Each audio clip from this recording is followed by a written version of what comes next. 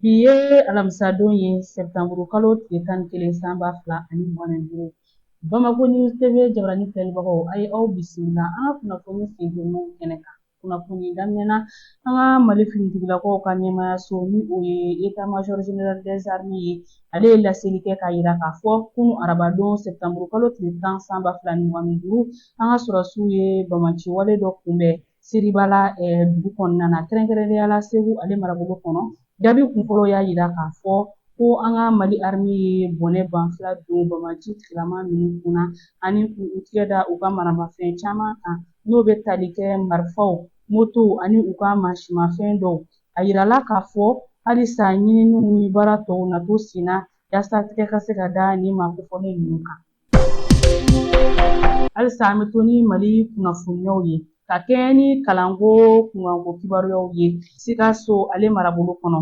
L'école karamɔgɔw ka lafasali jɛkulu min bɛ n'a bɛ wele ko syndicat de l'éducation signateur du 15 octobre 2016 fo ka taa se SYNEC maaw ma u kɔni taara min ye sɛbɛn dɔ kɔni bila Sikaso ale marabolo ɲɛkɔrɔ k'a yira k'a fɔ ayiwa u bɛna baaraɲɔngirili kɛ tile 2 baaraɲɔngirili min ye baaraɲɔngirili min n'u kan ka don araba min ye octobre kalo tile fɔlɔ ye fo ka taa se alamisadon ma min ye octobre kalo tile 2nan ye san 2025.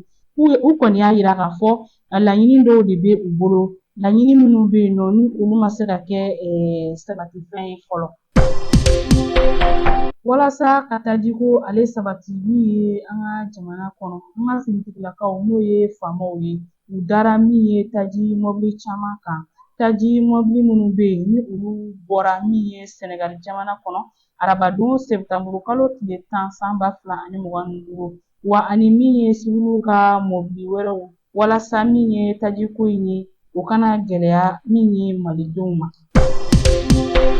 Ka kɛɲɛ ni min ye 22 septembre ale ɲɛnajɛw bolodacogo ye min ye an ka finitigilakaw ayiwa o baara ɲɛbila baaraw kɔni u y'a yira k'a fɔ olu nun donna min ye arabadon sɛbɛtanburu kalo tile 10 san 2025 min ye boulevard de l'indépendance la.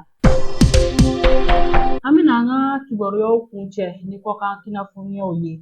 A fɔlɔ o bɛ tali kɛ arabadon ni o bɛnna sɛbɛtanburu kalo tile 10 ma san 2025 min ye Faransi ale sɛbɛkɔrɔ kalayara ka sababuya kɛ min ye jama lahaw ta ale kɔni bɔra Faransi ale duguba caman. Kumakan kelen de tun b'u da ka se ka fɛn bɛɛ lajɛlen lajɔ Faransi kɔnɔ n'u b'a wele nazarakan na ko bloquons tout. O siratigɛ la min ye jamana ka baarayɔrɔbaw ye fo ka taa se min kɔni ye ekɔlisow ye min ye bankiw ye o n'a ɲɔgɔn caman u ye min ye Faransi ale siraba caman u olu tigɛ. Baarayɔrɔ cakɛda caman ayiwa olu ka baaraw olu ma se ka kɛ a kɛcogo la. O siratigɛ la min ye nin jɛkulu ninnu ye u sigira foroba kumayɔrɔ sanfɛ ni o ye réseaux sociaux ye. A bɛ se waati jan ma u bɛ ka min ye ɲɛfɔli kɛ Faransi marabaa ye ni o ye Macron ye k'a yira k'a fɔ fɛn caman bɛ Faransi olu gɛlɛyalen don wa ni jamalahaw tani min fɛnɛ bɔra a bɛ ye k'a fɔ min ye hali politikima dɔw fana ye minnu ka hakilina ale ni Emmanuel Macron n'o tɛ taabolo kelen ye n'o ye gauche maaw ye k'olu maa dɔw fɛnɛ tun bɛ a la. Ka kɛɲɛ ni Nigéria jamana ani Faransi jamana ka bolodiɲɔgɔnmaw ye. Nigéria jamana ɲɛma ni o ye Bola Tinubu ye ayiwa ale bisimilara min ye arabadon sɛbɛtanburu kalo tile 10 san 2025 Faransi ale jamana ɲɛma dagayɔrɔ la ni o ye Élysée ye. O siratigɛ la min ye nin jamana fila ayiwa u ye min ye baarabolo dɔw kɔni sigi sen kan o kɛnɛ fɛnɛ kan a bɛ ye k'a fɔ min ye dɔw bɔ o cogo la. Nin bɛɛ lajɛlen tɛmɛnen kɔfɛ ka bɔ yen an bɛ segin ni Mali kunnafoniyaw ye.